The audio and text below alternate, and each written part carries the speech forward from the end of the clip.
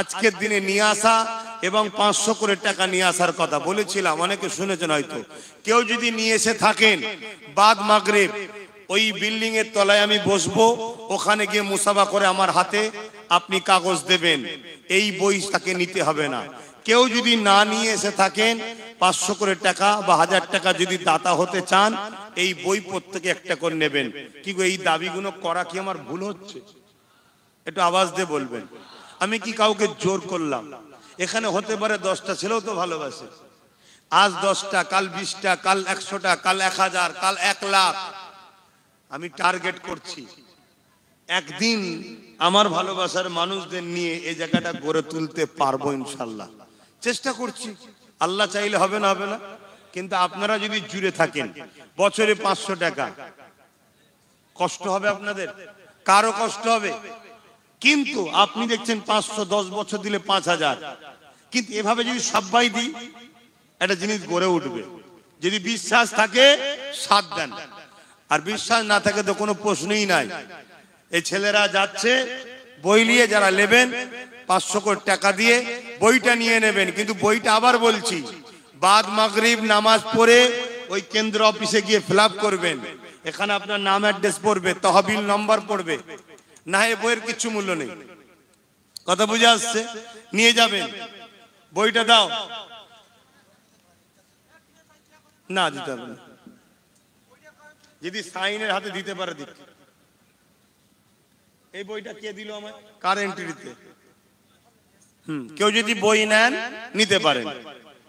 আর যদি আজকে কারো না থাকে, যে কোনো শুক্রবার দরবারে এসে আমার হাতে ডাইরেক্টও করতে পারেন।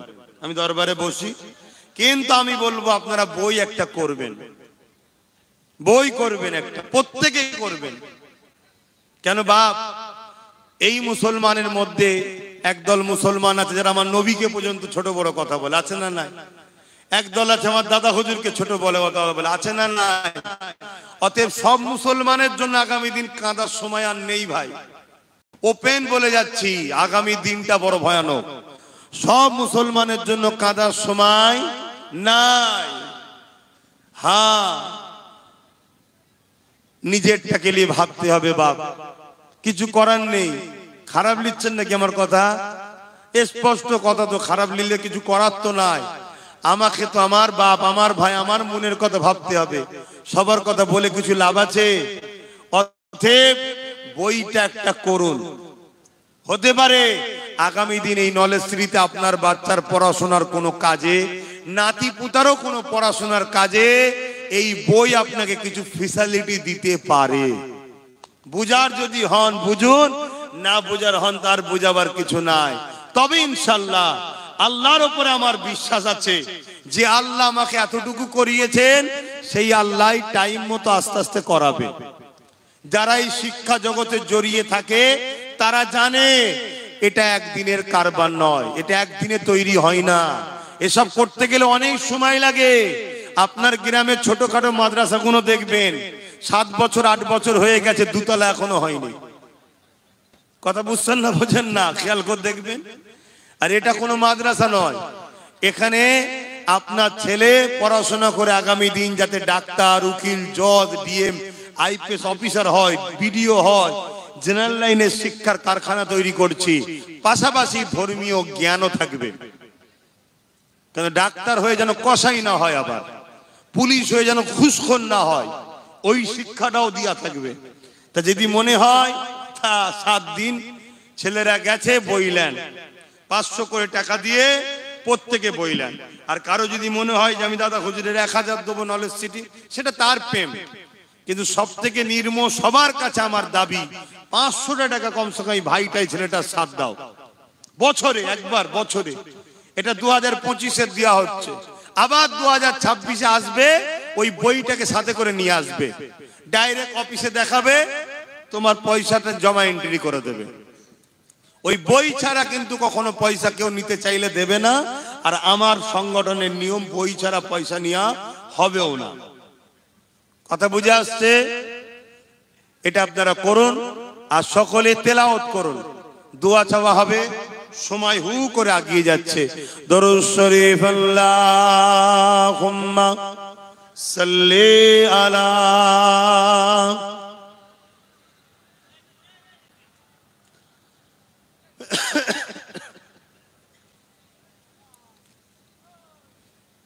আমাদের অফিস ইনচার্জ আলাউদ্দিন সাহেব ইফতার মুনাসেব মতো দেবে, অসুবিধে কিছু নেই। সারা রাত রয়েছে, কালকের চিন্তা কালকে হবে, ঠিক না বেটি? রেজেকের মালিক আল্লাহ, সবাই বলুন রেজেকের মালিক, রেজেকের মালিক, রেজেকের মালিক। আব্বাস কাউকে খাওয়ায় না, আর আব্বাসকে কেউ খাওয়ায় না। এক একজনের ওসিলা হয়, কিন্তু খাওয়াচ্ছেন যিনি, তিনি আমাকেও খাওয়ায়, আপনাদেরকেও খাওয়ান। তিনি বড় দয়ালু। তিনি সাতবক জমিনের নিচে ছোট্ট একটা পোকা যদি থাকে, তেনাকেও টাইমে টাইমে রেজেক দেন। জোরে বলুন সুবহানাল্লাহ। তো যাক ভাই, আমিও রোজা রেখে বেশি কথা বলতে পারছি না, কথা বুঝে আসছে। তো যাক, খাটাখাটনির মধ্যে, ছুটোছুটির মধ্যেই আছি। আমার এই ভাইগুলো অনেক কষ্ট করছে, ভলেন্টিয়ার থেকে শুরু করে ইফতারের ব্যবস্থা, বিশেষ করে রান্নি যারা, কি আমার বাড়ির দরবারে বা নলেজ সিটিতে, বাড়ির দরবার আমার বলা ভুল হয়ে গেল, দাদা হুজুরের দরবার, কি দাদা হুজুরের দরবারে, কি দাদা হুজুরের নলেজ সিটিতে, সব দাদা হুজুরের। আমি হুজুরটা বাদ দেন, এই আমি হুজুরের মধ্যেই গন্ডগোল হয়ে যাচ্ছে। আমরা সবাই এক হুজুরের, দাদা হুজুরের, ঠিক তো নাকি? হ্যাঁ, কেউ কারোর সঙ্গে উঠা বসা করি, কিন্তু আমাদের সবার একটাই হুজুর, দাদা হুজুর। বলুন দাদা হুজুর। আল্লাহ আমাদের সকলকে কিয়ামতের দিনও দাদা হুজুরের সঙ্গে হাসর নাসর করেন, বলুন আল্লাহুম্মা আমিন। কত বড় নিয়ামত করেছেন। একটু দাদা হুজুর কেলে দু কথা বলি, ইফতারটা দেয়া হচ্ছে, আমি বলি কত বড় নিয়ামত করেছেন। ফুরফুরা শরীফে মুজাদ্দিদ জামান দাদা হুজুর রহমাতুল্লাহ আলাইহিকে হযরতে আব্দুল মাহবুব স্যার রহমাতুল্লাহ আলাইহি, দাদা হুজুরের একজন খলিফা, নামটা মনে থাকবে, হযরতে আব্দুল মাহবুব স্যার রহমাতুল্লাহ আলাইহি। কিছু বলবে? কোথায় ইফতার দিক না বাবা, না থাক, দাও ইফতার দাও। হযরতে আব্দুল মাহবুব স্যার রহমাতুল্লাহ আলাইহি, তিনি আমার দাদা হুজুর রহমাতুল্লাহ আলাইহির খলিফা ছিলেন। কিন্তু প্রথম সময়, মন দিয়ে শুনবেন, তিনার আব্বাজান ছিলেন বিহারের একজন আব্দুর রহমান বা আব্দুর রহিম বলে একজন আল্লাহর ওলি ছিলেন। অনেকদিন আগে পড়েছি, একটু স্মরণ মিস্টেক হচ্ছে, হয় আব্দুর রহমান না আব্দুর রহিম, দুজনের মধ্যে একজন, একটা নাম হবে। তিনার হাতে আব্দুল মাহবুব সাহেব হুজুরের আব্বাজান বায়াত মুরিদ ছিলেন। বায়াত হওয়া কোরআনের হুকুম। আমার নবী সাহাবাদেরকে বায়াত নিয়েছিলেন, যে বায়াতকে আল্লাহ বলছেন আমি আল্লাহ আমার হাতে হাত দিয়ে বায়াত হয়েছে। জোরে বলুন সুবহানাল্লাহ। জি, আমি হাফেজ সাহেব নয়, সবসময় স্মরণ থাকে না, তারপরেও কি হাফেজ থাকলে আশা করছি বুঝতে পারবে। ইন্নাল্লাযীনা ইউবাইউনাকা ইন্নামা ইউবাইউনাল্লাহ ইয়াদুল্লাহি ফাওকা আইদিহিম। কেউ হাফেজ আছে? আপনি হাফেজ নাকি? আছে তো কোরআনে, সবসময় খেয়াল থাকে না। আর যা মাথার উপরে চাপ আল্লাহ দিয়েছে, ভালোবাসে বলেই দিয়েছে, না কত লোক বেকার ঘুরে বেড়াচ্ছে কি, আর আমার তো বেকার সময়টাই পাচ্ছি না, যে একটু ফুর্তি আনন্দ ঘুরবো টুরবো বেড়াতে যাবো, সময় পাচ্ছি না, এত চাপ দিয়ে দিয়েছে। তো যাই হোক, এই চাপে একটা বড় ভালো কাজ হয়েছে ভাই, আল্লাহ পাক ভালো জানে। অন্য কোনো জগতেই যেতে পারছি না, অন্য কোনো দিকেই যেতে পারছি না, সবসময় এই নিয়েই ব্যস্ত আছি।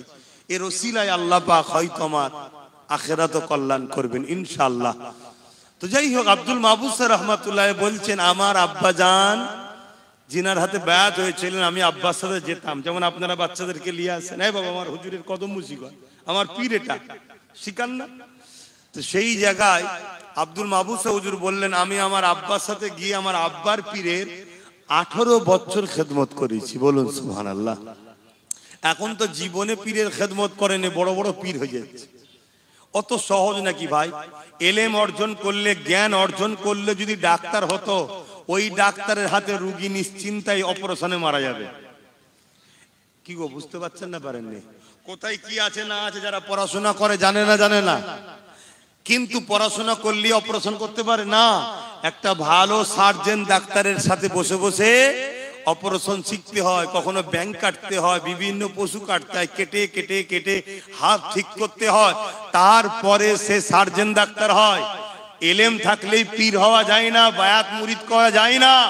এর জন্য হাক্কানি ওলির দরবারে গিয়ে তোমাকে লুটা বইতে হবে, জুতো বইতে হবে, খেদমত করতে হবে, তার সহবতে বসে বসে বসে বসে বসে বসে জিন্দেগি তোমাকে কাটাতে হবে। এই ফুরফুরা শরীফে শুয়ে আছে কি বলে গোলাম সালমানি আব্বাসী রহমাতুল্লাহ আলাইহি, যিনাকে শামসুল উলামা বলা হয়, আলেমদের জন্য সূর্য ছিলেন। জোরে বলুন সুবহানাল্লাহ। এই যে মোল্লাপাড়াতে ওনার মাজার রয়েছে। আমার দাদা হুজুরের পীর ভাই সুফি ফাতে আলী ওয়াইসি রহমাতুল্লাহ আলাইহির হাতে বায়াত উনিও। আব্দুল মাহবুব স্যার রহমাতুল্লাহ আলাইহি সুফিয়া গোলাম সালমানি হুজুরকে ওনার পীর সুফি ফাতে আলী ওয়াইসি হুজুর বলেছিলেন, বাবা তুই ফটফট করে মুরিদ করে ফেলবি নি বাবা, একটু বুঝে বুঝে দেখে শুনে মুরিদ করবে। আর দাদা হুজুরকে বলেছিলেন, তুমি যেখানেই যাবে পাগড়ি ফেলে দেবে, যে তোমার পাগড়ি ধরবে সেই পরিবর্তন হয়ে যাবে। জোরে বলুন সুবহানাল্লাহ। কেন তোমাকে আল্লাহ মুজাদ্দিদুজ জামান করে পাঠিয়েছে।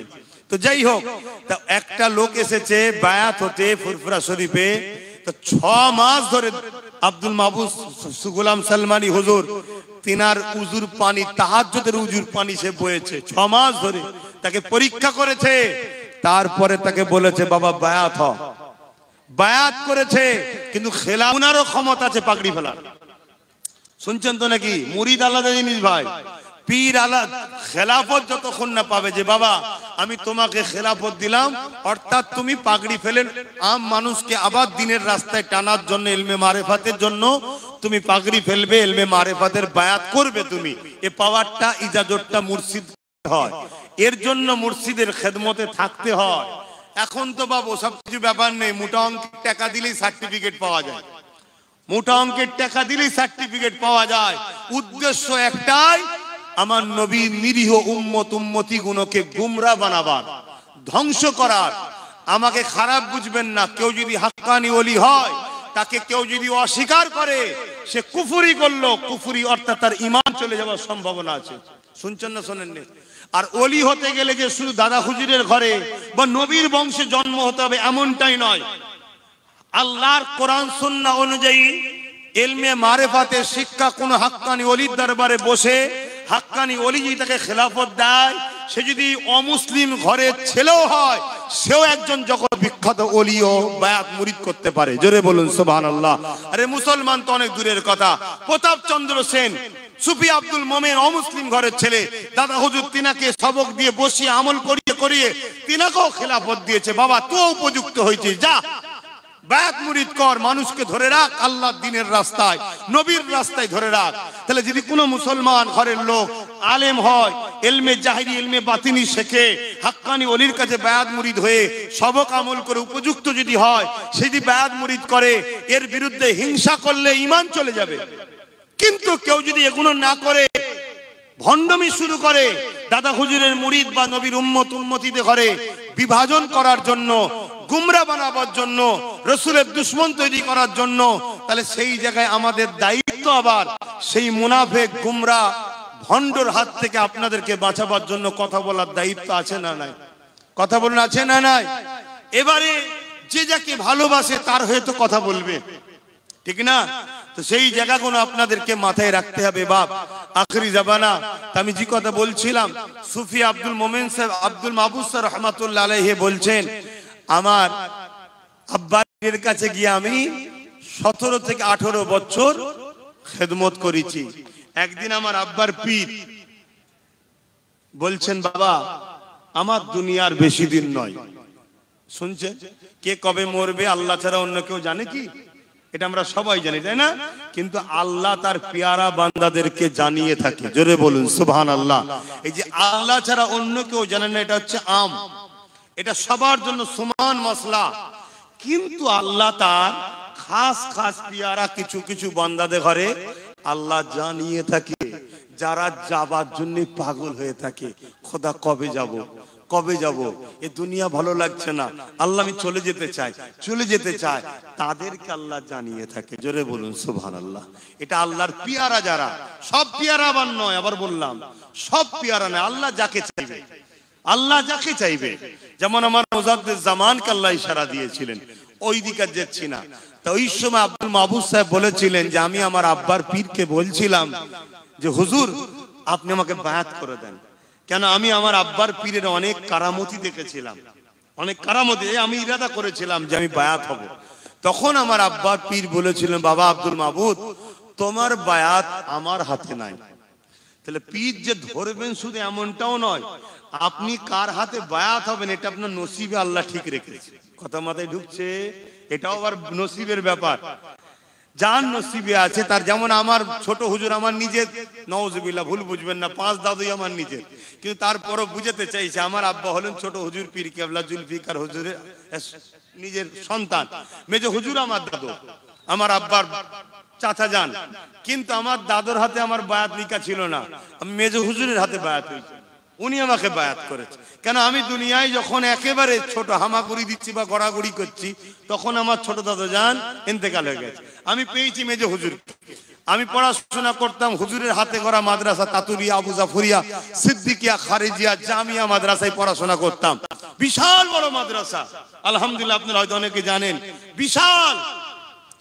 আজকে বাংলার বুকে অত বড় মাদ্রাসা আরো একটা দুটো আছে কি সন্দেহ আছে, এত বড় মাদ্রাসা, আলহামদুলিল্লাহ আমি গর্বিত, আমি সেই মাদ্রাসার ছাত্র।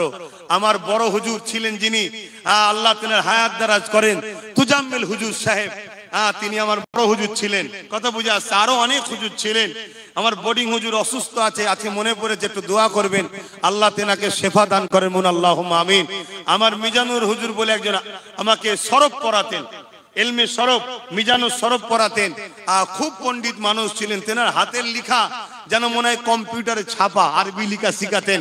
তিনিও অসুস্থ, তিনার বাড়ি মধ্যম গ্রামের, ওখানে দোয়া করবেন আল্লাহ তেনাকেও শেফা সুস্থ দান করে, আল্লাহুম্মা আমিন। তো যাক, আমি যে কথা বলছিলাম বলতে গিয়ে অন্যদিকে চলে যাচ্ছি। আব্দুল মাহবুব রহমাতুল্লাহ আলাইহিকে উনার পীর বলছেন বাবা আমার হাতে তোমার বায়াত লিখা নাই। আমার মনটা খারাপ হয়ে গেল। আব্দুল মাহবুব হুজুর বলছেন শোনো বাবা, মন খারাপ করো না, তোমার বায়াত ফুরফুরার আবু বকর সিদ্দিকীর হাতে আছে। জোরে বলুন সুবহানাল্লাহ। তা আমি খোঁজ করে আসলাম, দাদা হুজুর রহমাতুল্লাহ আলাইহির বয়স তখন বেশি হয়নি, হালকা ছিল, হালকা ছিল, খারাপ নেবেন না। আমি কিছু মানুষ আমার কাছে এসে বায়াত হয়, কিছু মানুষ বিশেষ করে ইয়ং ছেলেরা এসে আমার কাছে বায়াত হতে চাই। আমি তাদেরকে তাসাউফের বই দিই, মেজো হুজুরের লেখা তাসাউফ শিক্ষার বই দিই। আগে মুখস্থ করো, আগে পড়ো, 10টা লতিফা আছে, লতিফা গুলোর কালার রং মুখস্থ করো, তারপরে আসবে। এর মধ্যে অনেকে আসে নাচার, বায়াত করে দিই, সবক দিই, আমল করে। আলহামদুলিল্লাহ, ফায়দা দিবার মালিক তো আমি নয়, ফায়দা দিবার মালিক কে? আর যে আমাকে বায়াত হচ্ছে সে তার আমাকে দেখছে না, সে জানছে আমার পীরের খুন আছে, তাই তো বিশ্বাস করে। আলহামদুলিল্লাহ, অনেকে ফায়দা পাচ্ছে, ইয়ং ছেলে ফায়দা পাচ্ছে। যাক, দাদা হুজুরের উপরে আব্দুল মাহবুব সাহেব হুজুরের এই যে হালকা বয়স হওয়ার জন্য একটু মনের মধ্যে গুরুত্ব কম হচ্ছে। ওই রাত্রিরে ঘুমিয়ে পড়েছে আব্দুল মাহবুব সাহেব হুজুর। বলছে আমি খবে দেখছি আল্লাহর নবীকে। জোরে বলুন সুবহানাল্লাহ। কি খবে দেখছি? ফুরফুরা শরীফে ওই যে 6 থাম্বা বিশিষ্ট জায়গা, ওখানে আল্লাহর রাসূল সাহাবা হুজুরদের নিয়ে হাজির হয়েছেন। জোরে বলুন সুবহানাল্লাহ। হয়ে বলছেন বাবারা, এই জামানার যিনি ইমাম মুজাদ্দিদ তিনাকে আমার সামনে নিয়ে আসো। আমি আব্দুল মাহবুব বায়াতের একটা নেশাই ছিলাম, এই জামানার কে ইমাম, কে মুজাদ্দিদ, এটা আমি দেখার জন্য বড় উৎসাহিত হলাম।